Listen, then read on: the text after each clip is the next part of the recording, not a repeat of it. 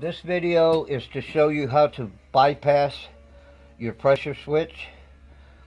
If you think your pump is not coming on because of the pressure switch went bad, this is the process. Make sure that you're unplugged so you don't get shocked.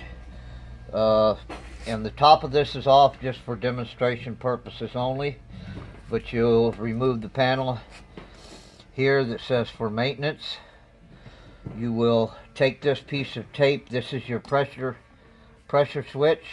You will take this tape off of the electrical connections, very carefully wiggling these from side to side.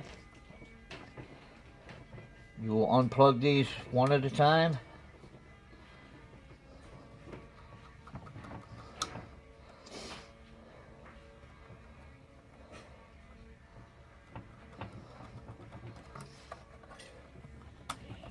Once these are unplugged, you'll get you a little jumper wire and go from one of these wires to the other.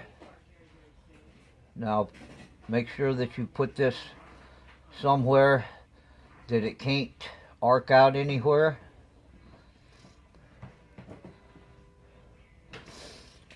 Plug your pump back in. Turn the toggle switch on. If your pump comes on, then that means that this pressure switch is bad.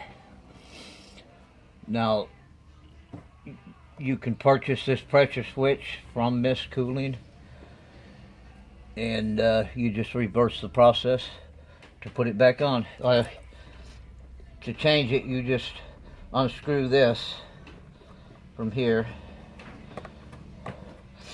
Put your new one on after you put some more Teflon here.